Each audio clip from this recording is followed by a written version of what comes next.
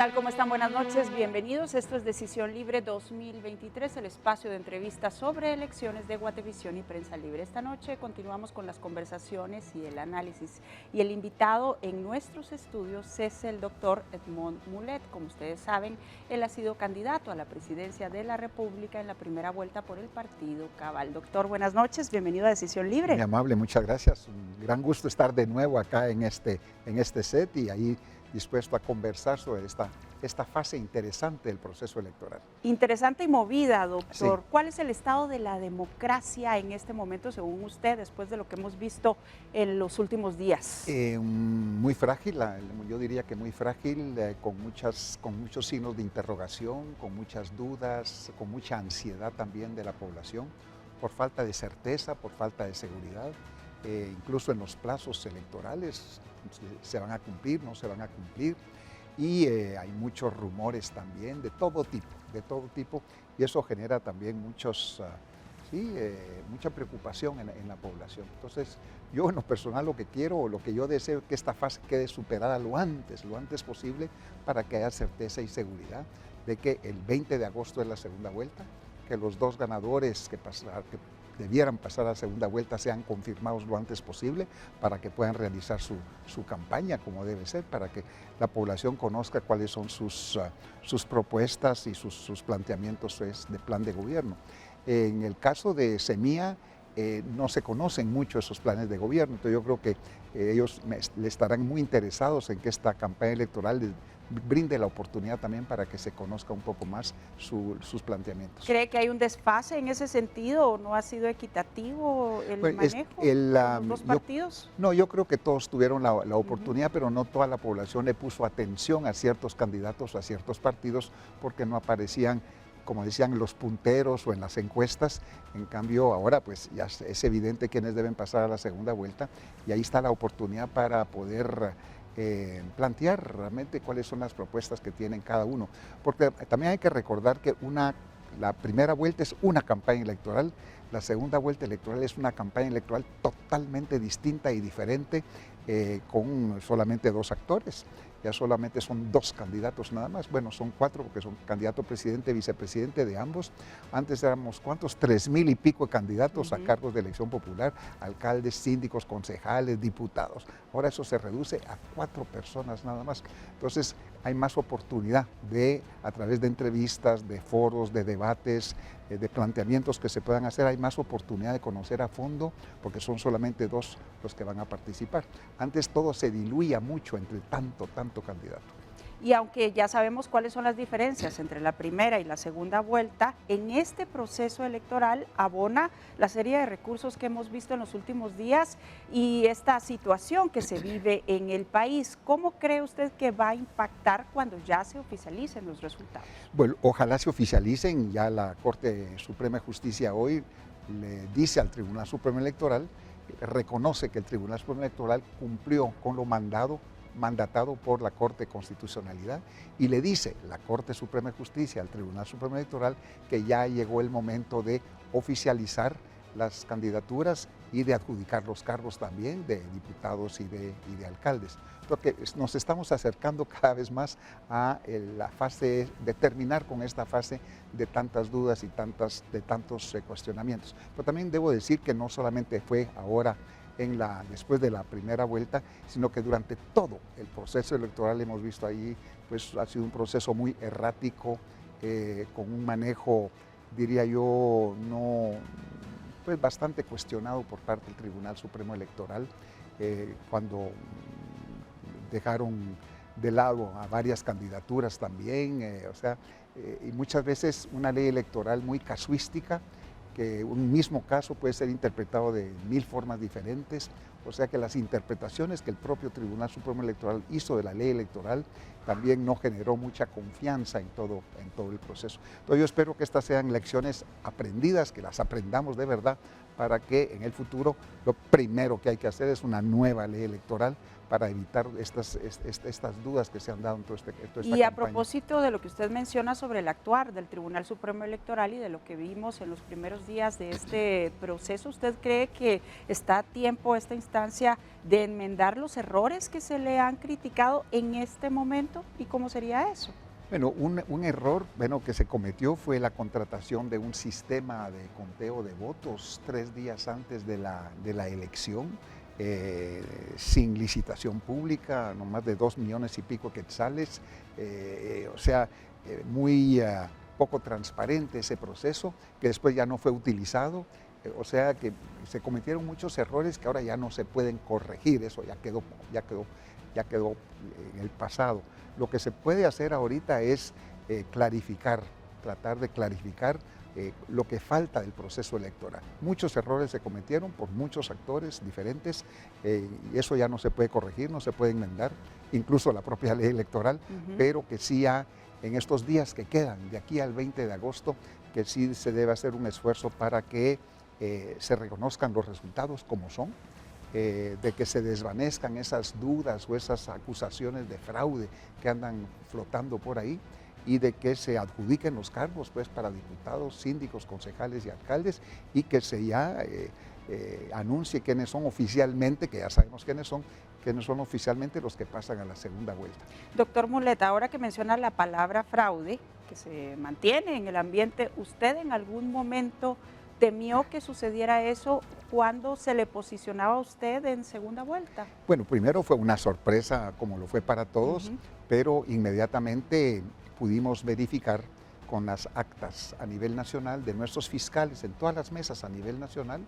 Había más de 24,000 mesas, teníamos más de 20,000 fiscales a nivel nacional y cuando comparamos las actas firmadas por nuestros fiscales y las cifras, los números, los resultados que fueron subidos a la plataforma del Tribunal Supremo Electoral, en general no había mayor diferencia. O sea que desde muy temprano en el proceso electoral, en esta elección, pudimos ver que no había realmente ese fraude que se estaba tratando de crear artificialmente en acusaciones. Pues a veces la gente muy sorprendida decía, aquí hubo fraude, porque esto no se esperaba. Pero honestamente, con toda transparencia, con toda veracidad, los números que nosotros tenemos concuerdan en su mayor parte con los del Tribunal. Es decir, en términos técnicos, ustedes aceptaron los resultados en ese momento. No, 2 días después de la elección, nosotros emitimos un comunicado aceptando ese resultado. Había todavía algunas dudas en temas de diputados, de alcaldes, de concejales, etcétera, y por eso fue que participamos con otros partidos políticos en ese amparo para que se revisaran esas cifras a nivel de diputados y de alcaldes. Y precisamente sobre ese amparo, doctor, hoy en una entrevista en Emisoras Unidas, la magistrada presidenta del Tribunal Supremo Electoral pues habla que 6 partidos de los 9 que presentaron este amparo permanecen en el mismo y solamente 3 se retiraron. ¿Cuál es el estado de cabal? Sí, nosotros en efecto nos retiramos desde el viernes de la semana pasada porque la fase que había mandatado la Corte Constitucional ya se completó, finalizó. O sea, no nos interesa seguir creando más dudas o más problemas o más fricciones, más judicializaciones de este proceso electoral. A nosotros lo que nos interesaba era comprobar, verificar de que no había habido pues manipulación a ese nivel y se hicieron incluso partidos políticos, por ejemplo, como Semilla, que no participaron en el amparo, también tenían sus delegados en el Parque de la Industria verificando a nivel nacional, porque ellos también se beneficiaron de ese proceso. Esos 5 días ya finiquitaron, ya periclitaron, ya terminaron, ya concluyeron, ya quedaron atrás. Entonces no podemos seguir nosotros participando en un proceso que pudiera retrasar eventualmente la fecha de la segunda vuelta electoral. O sea, viendo en retrospectiva, ¿usted cree que sí fue prudente recurrir a esos 5 días de cotejo de actas? Sí, yo creo que fue muy prudente, fue necesario también para dilucidar cualquier duda, cualquier resabio que hubiera ahí de que hubo fraude, que hubo manipulación. Con esto se comprueba de que no hubo fraude. La palabra fraude tradicional, que se cambian los resultados que emiten los ciudadanos, no hubo fraude y era importante pasar por esa fase, por ese proceso para que no quedara ninguna duda. Si no hubiéramos pasado por ese proceso, si no se hubiera verificado como se verificó, todavía estaría la duda, es que como no se verificó que hubo fraude. Entonces con esto ya no hay ninguna excusa ni ningún pretexto para usar la palabra fraude. Ahora bien, detengámonos en el momento en el que ustedes se unen a la presentación de este recurso, porque en esos días, en esas horas, se generó una serie de confusiones, hasta que ustedes como partido, ¿verdad?, no así otros, se retiran del mismo y emiten comunicados. Pero esto seguramente pasó por decisiones técnicas y decisiones políticas. Separemos las dos. Y aquí tiene que ver, pregunto, con las personas que encabezaron la presentación de este amparo. No, para nada. O sea que quienes participaron, los partidos políticos con sus representantes legales. O sea, ahí no había orden de preeminencia en quién encabeza o quién eran todos participan, eran 9 partidos políticos. Así es. Y todos participan de manera igualitaria, o sea, ahí no hay ningún problema.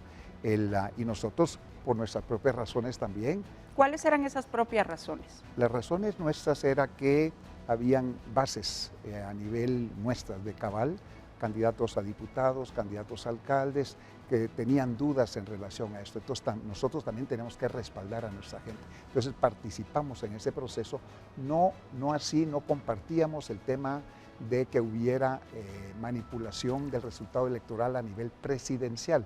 Y fuimos muy claros desde un principio, desde nuestro primer comunicado 2 días después de la elección, que no había ninguna diferencia entre lo que nosotros teníamos en nuestras actas y lo que había sido subido por el Tribunal Supremo Electoral. O sea, en ese sentido no había duda, pero en los otros niveles sí había duda. Entonces teníamos que acompañar a nuestras bases, apoyarlos en ese proceso para que ellos también estuvieran satisfechos y en algunos casos se obtuvieron pues algunos votos adicionales. ¿Y qué piensa de la petición de algunos partidos políticos o fiscales de partidos políticos de abrir las cajas de los votos? Tengo entendido que representantes de su partido también lo pedían, ¿era así? En algunos casos, en algunos distritos electorales lo pedían, pero hay que recordar que la ley es muy clara que esa responsabilidad, esa decisión corresponde a las juntas electorales municipales y juntas electorales departamentales. Entonces tenemos que respetar la ley, eso es lo que está en el marco legal, y entonces se puede pedir, pero si la junta electoral no lo autoriza, pues no se hace. Yo creo que la verificación de las actas como se hizo es suficiente para darle tranquilidad a todos en esa fase que autorizó la Corte de Constitucionalidad. Ahora, otro de los cuestionamientos que se daba en redes sociales era que en la presentación de este recurso legal pues aparecían personajes políticos como Jorge Valdizón y luego pues el partido oficial. Cuando ustedes tomaron la decisión de retirarse fue un poco por eso, a eso me refería con que pasaba por decisiones políticas. No, porque para nosotros esa fase ya se había completado, ya se había superado, o sea, las motivaciones que nosotros tuvimos desde un principio, todo eso se cumplió gracias a la resolución de la Corte de Constitucionalidad, eso ya quedó atrás, pero tampoco queremos seguir siendo parte de un proceso de otro grupo de partidos políticos que podrían tener otras intenciones de complicar el proceso electoral.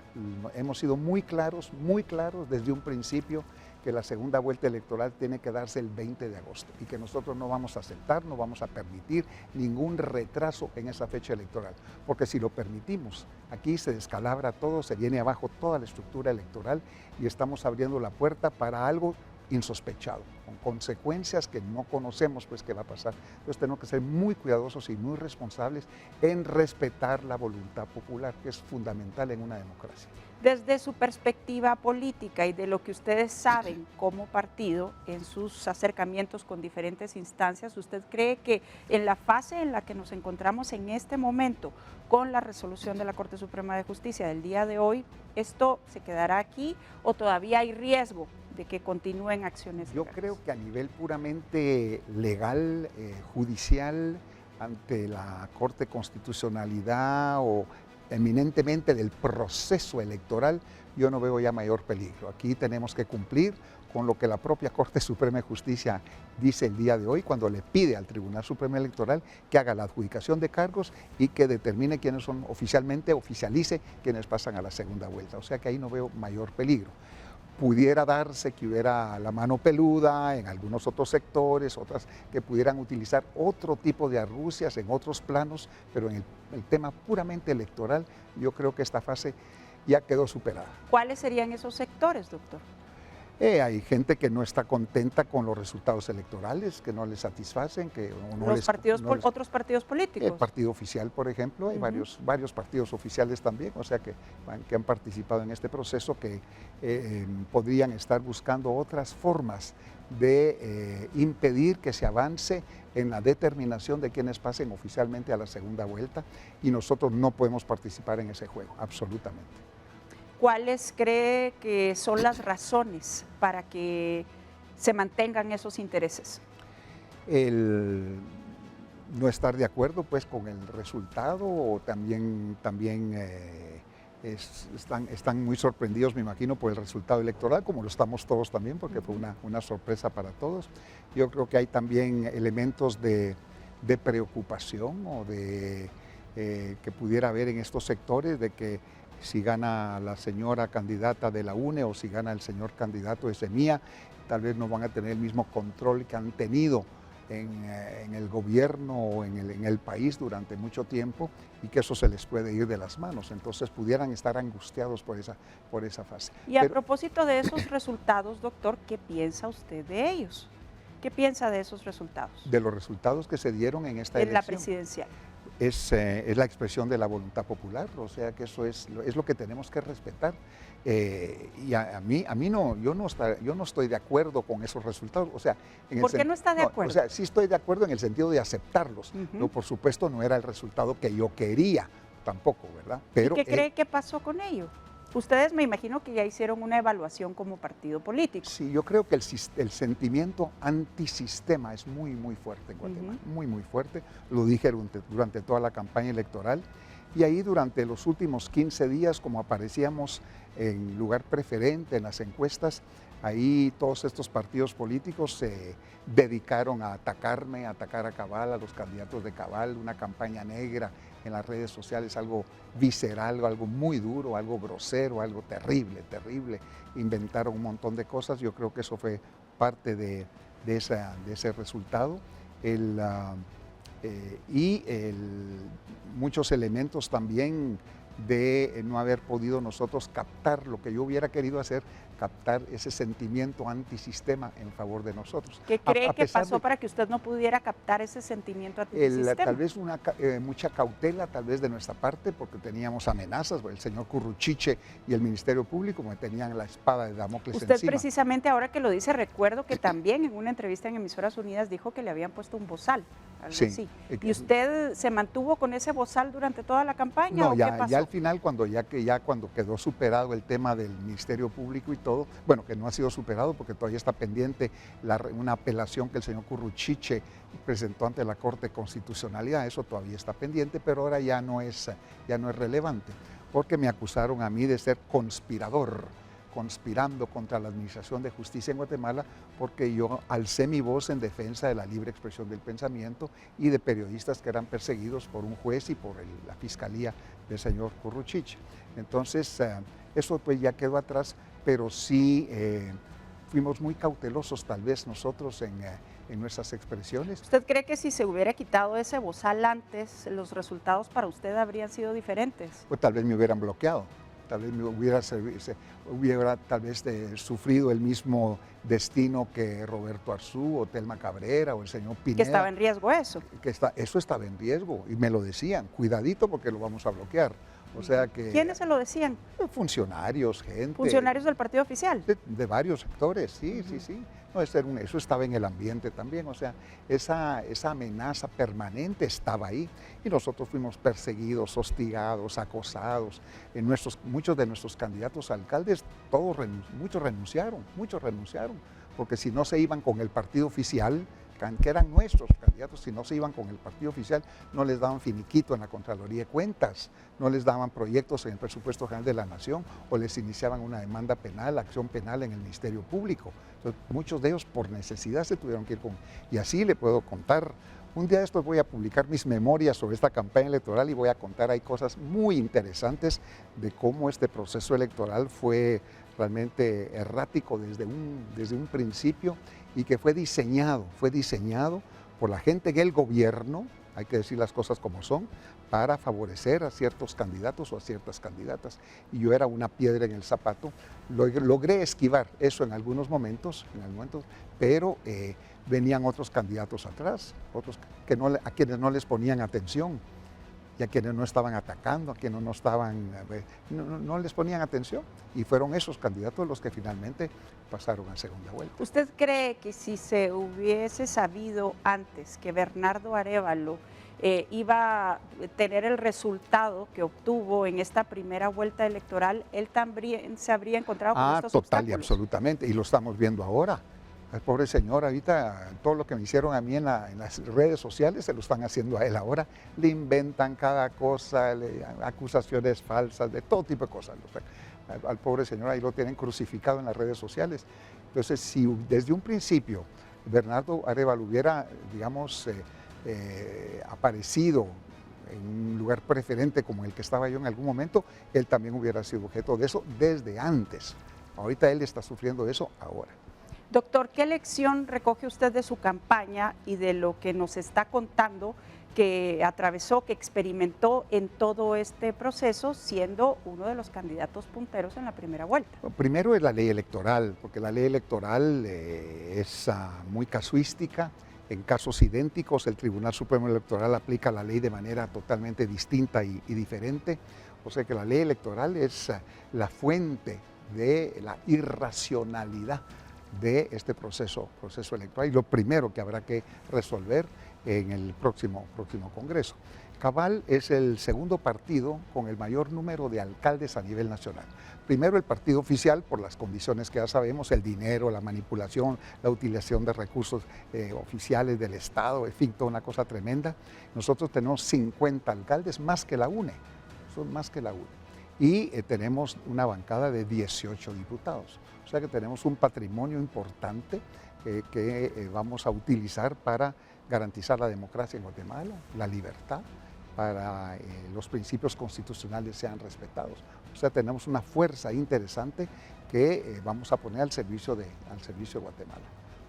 Bien, pues vamos a hacer la primera pausa en este programa, doctor, y al regresar seguiremos conversando de este proceso electoral y cuáles son las perspectivas que tenemos en el ambiente ante los diferentes escenarios. Hoy nos acompaña en el estudio el doctor Edmond Mulet. Él ha sido candidato a la presidencia de la República por el partido Cabal en la primera vuelta. Ya volvemos. Gracias por continuar con nosotros. Esto es Decisión Libre 2023. Hoy en el estudio nos acompaña el doctor Edmond Mulet. Él ha sido candidato a la presidencia de la República por el partido Cabal. Estamos hablando de lo que hemos visto en las últimas semanas, los últimos días después de la elección del 25 de junio, y en este siguiente bloque pues le vamos a preguntar al doctor cuáles son las perspectivas para la segunda vuelta. Es decir, ya hablamos en el inicio del programa que estamos a la espera entonces de la oficialización de los resultados del Tribunal Supremo Electoral, y pues hoy conocimos la resolución de la Corte Suprema de Justicia. Usted nos ha dicho como partido cuáles serían sus fortalezas, pero yo quiero preguntarle, ya que hablábamos de los 12 candidatos que pasan a segunda vuelta, ¿cuál es su visión sobre ellos? Es decir, ya le pregunté su visión sobre los resultados, ¿cuál es su visión sobre ellos? ¿Qué piensa de Sandra Torres y de Bernardo Arévalo? Bueno, ya como partido político, a los 2 días de la elección, anunciamos que nosotros no apoyamos ni a la candidata A ni al candidato B. O sea que nosotros no apoyamos a ninguno de estos dos candidatos. Quedan en libertad las bases, los afiliados, para votar por la persona que ellos consideren. O sea que no tenemos pues ninguna preferencia. Digamos oficialmente como partido. ¿Y el doctor Mulet? Yo soy el secretario general del partido, entonces tampoco puedo desvincularme de esa función. O sea que nosotros no apoyamos ni a uno ni a otra en esta campaña, en esta segunda fase de la campaña electoral. ¿Y tiene alguna opinión sobre la visión de cada una de estas opciones que tiene hoy día el país en la segunda vuelta? Yo creo que me gustaría conocer un poco más sobre los planteamientos programáticos de Semilla, que no los conozco realmente a fondo. Eso que estuve yo en la campaña electoral, me imagino que será la misma preocupación o inquietud que tendrán muchos electores, conocer un poco más, porque sí conocimos a través de debates, de foros, los planteamientos de la señora Sandra Torres de la UNE, pero como decía anteriormente, esta segunda fase de esta campaña, de esta nueva campaña electoral, dará una oportunidad para que conozcamos más a fondo de las propuestas de ella y las propuestas del otro candidato, pues de Semilla. No hubo oportunidad en esta campaña, había tanta pluralidad de candidatos que no se podía reprofundizar.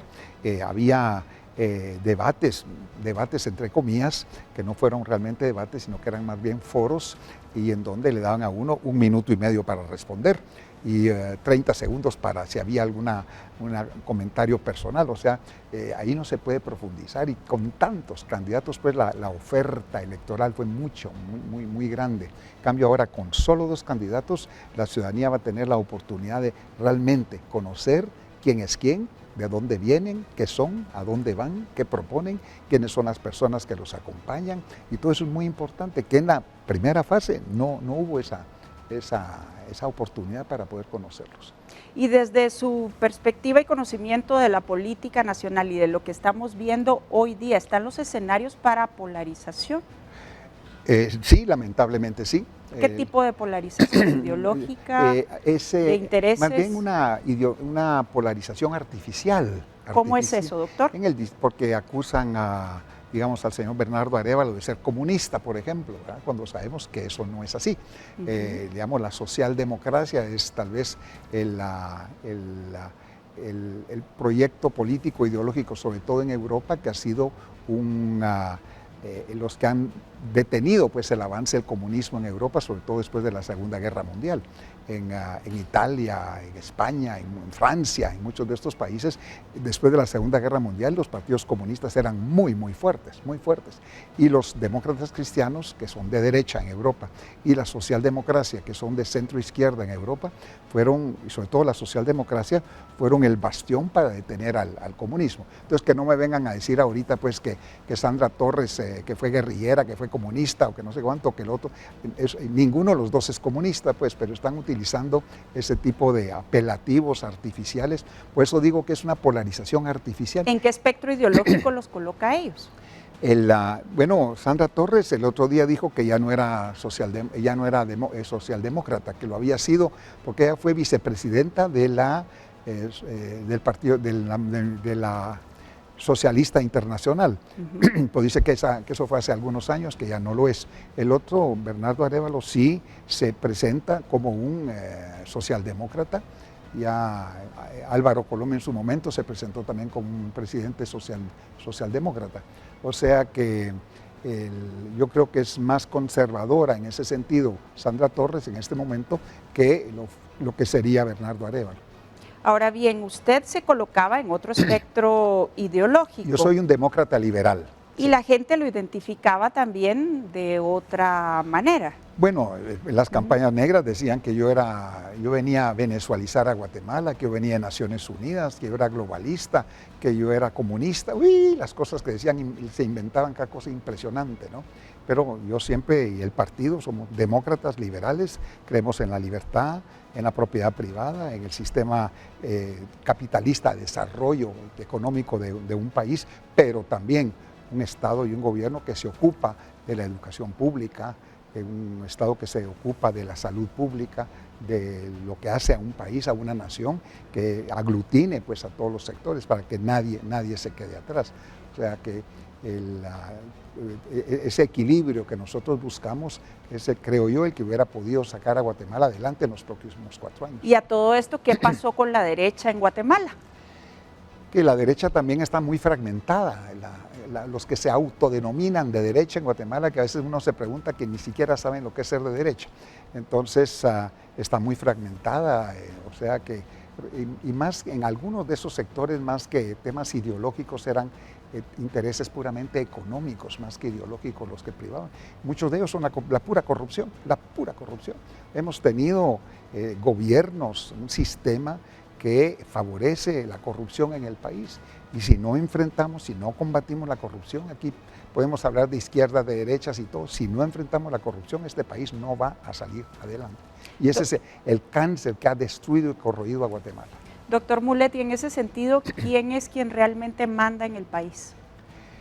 debiera ser la gente, debiera ser la población, debieran ser los electores a través de las elecciones. Por eso es que las elecciones son tan importantes y que se respete la voluntad popular, porque al final de cuentas es la población, la ciudadanía, los que debieran mandar. Pero no es así. En este momento no ha sido así. Está la oportunidad para que sea. Esta es una oportunidad, cualquiera que sea el resultado. Pero ¿quiénes han mandado entonces? ¿Quiénes tienen el poder realmente en Guatemala? Yo creo que son segmentos vinculados a la corrupción, creo yo, que se benefician de esta situación para su beneficio personal, ni siquiera temas puramente ideológicos. O sea, digamos, ustedes terminando campaña, ¿quiénes se acercaban a ustedes? ¿Recibieron presiones de algún tipo, ofrecimientos? ¿Qué es lo que se ve ya viendo para atrás? Al terminar la campaña. Sí, ahora en esta primera vuelta, durante la campaña, como partido político y usted como candidato a la presidencia. Bueno, nosotros... O sea, ¿cómo percibió usted ese poder? En algunos casos hubo presencia de gente vinculada al narcotráfico, por ejemplo. ¿Y de qué manera? Bueno, gente que se sospecha, es que si ahí camina como pato y canta y grita como pato y camina como pato, y es que es un pato, ¿verdad? Entonces, cuando había algún tipo de sospecha de algún tipo de vínculo con ese tipo de irregularidades, pues hacíamos nuestras consultas con agencias internacionales especializadas en el tema del narcotráfico y en más de una ocasión pues dijimos muchas gracias, no nos interesa, o sea, fuimos muy cuidadosos pues en ese tema también, igual que en el de la corrupción. Mucha gente que participa en política porque lo ven como que fuera un negocio, gente que llega a invertir a un proyecto político, a una elección, esperando que después ganan réditos, como que fuera un negocio. Entonces, y eso es lo que tenemos que ir creando ya en Guatemala, una cultura de que la política no debiera ser negocio, para beneficio de nadie en particular. ¿Qué tanto poder cree usted que tiene el partido oficial hoy día y el presidente de la República? Ya no, el día de hoy tiene menos de lo que tenía ayer y mucho menos de lo que tenía hace una semana y muchísimo menos de lo que tenía hace un mes. Yo creo que ese poder se ha ido disminuyendo porque es un poder basado en la arrogancia del dinero, la arrogancia del poder, y eso va a desaparecer. El dinero se va a terminar para esta gente que esté en el poder, la arrogancia del poder también se va a terminar en algún momento. Entonces, y es que no han aprendido que todo lo que sube baja, que todo lo que entra sale. Esa es la vida, así tiene que ser. Entonces, gente que se aferra al poder a como dé lugar, creen que van a estar ahí para siempre, y no es así. Y para eso son las elecciones, para que la gente decida cuál es el camino que quieren seguir. Y por eso es que yo respeto tanto el concepto de la democracia, el concepto de la libertad, de que cada gente y en un conglomerado de ciudadanos puedan decidir su propio futuro, sin intromisiones de este tipo, ni de arrogancia, de poder, ni de dinero. ¿Qué piensa, por cierto, brevemente del comunicado que emitió hoy el presidente de la República? Porque se decía que querían permanecer en el poder y hoy dice que no es así. Bueno, hay tantos rumores que se dicen que está confabulando ahí para que, igual que se hizo con las Cortes, la Corte Suprema de Justicia y las salas de apelaciones, de que al no elegirse a los sustitutos, que la Corte Constitucional diga, bueno, no pueden abandonar el cargo, tienen que seguir los que están. Yo creo que forma parte de estas campañas y especulaciones y teorías de la conspiración. En Guatemala nos interesa, nos fascinan las teorías de la conspiración, ¿verdad? Y además las creemos, no solamente nos fascinan, sino que además las creemos. Pero yo creo que el presidente con esto, pues finalmente dijo algo que debería haber dicho desde hace mucho tiempo, decir, bueno, miren, todo lo que se está diciendo no es cierto, yo el 14 de enero me voy y ojalá que eso se cumpla. Bien, pues hacemos una nueva pausa, doctor, y regresamos con las conclusiones del programa. Esto es Decisión Libre 2023, ya volvemos. Gracias por continuar con nosotros, esto es Decisión Libre 2023. En nuestro último bloque, doctor, y a manera de conclusión, usted ya nos decía que como partido político, entonces, en la primera vuelta son el segundo partido con más alcaldes y tienen 18 diputados en el Congreso de la República. ¿Eso qué les permite hacer como partido político? Hablemos del Congreso, por ejemplo.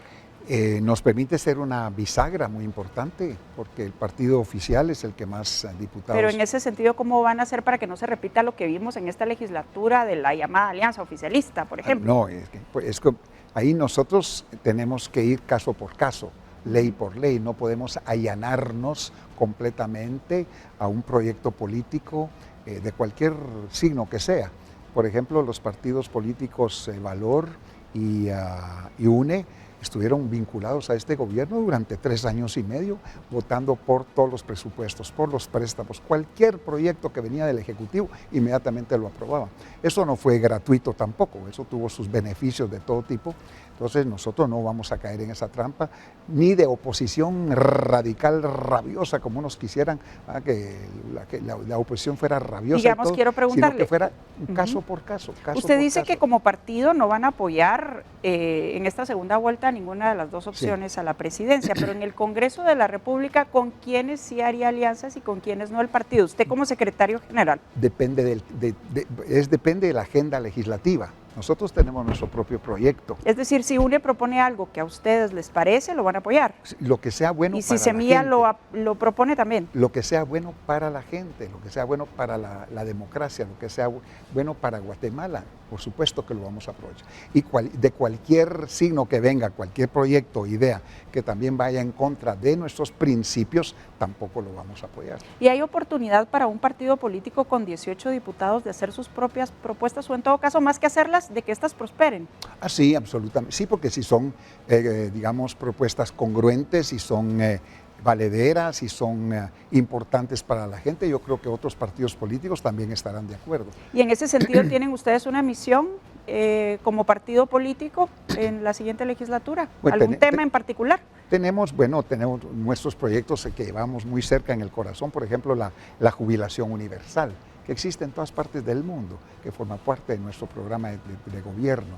El tema de invertir en educación, por ejemplo, es muy importante para nosotros. El tema de darle a los niños y a los jóvenes las nuevas oportunidades de las nuevas tecnologías. El Internet gratuito, que técnicamente es perfectamente factible. Es decir, aunque usted no llega a la presidencia de la República, ustedes sí lo van a promover en el Congreso. Sí, por supuesto, muchas de estas ideas. Nuestro programa de gobierno ahí está. Lo vamos a seguir impulsando y esperamos, pues, así como apoyaremos buenas iniciativas de otros grupos y otros partidos, esperamos que también apoyen las buenas iniciativas que nosotros tengamos. ¿Cuál es su futuro como político, doctor Muleta? Yo soy el secretario general de Cabal y tengo una responsabilidad de conducir el partido a buen puerto. Entonces, esa es en este momento mi función, mantener cohesionada la bancada, apoyar a nuestros alcaldes. ¿Por cuánto tiempo más? Bueno, ¿ya lo tiene decidido o todavía no? Dentro de 2 años se realizará la próxima Asamblea Nacional del partido y ahí se elegirá un nuevo secretario general. Ya cruzaremos esos puentes cuando lleguemos a esos ríos. ¿Ya no buscará la presidencia nuevamente? No puedo decir que no, no puedo decir que sí, ya veremos qué pasa en el futuro. Bien, entonces para concluir, doctor, ¿cuáles son sus previsiones para estos días y cuál cree que sería la lección para la democracia del país? Yo esperaría que con la resolución de la Corte Suprema de Justicia el día de hoy, donde ya le da la luz verde al Tribunal Supremo Electoral para que se haga la adjudicación de todos los cargos de los que fueron electos, diputados, alcaldes, síndicos, concejales, y que se ya oficialice los nombres de las 2 personas de los 2 partidos que pasan a la segunda vuelta. Eso es lo que yo espero que suceda lo antes posible para dar claridad, dar tranquilidad, dar estabilidad a este proceso electoral. Doctor, aunque se pensaba que usted pasaría a segunda vuelta, y no fue así, usted al final fue de los que salió a reconocer los resultados. ¿Qué piensa de los aspirantes a la presidencia que no lo hicieron y que no lo han hecho hasta este momento?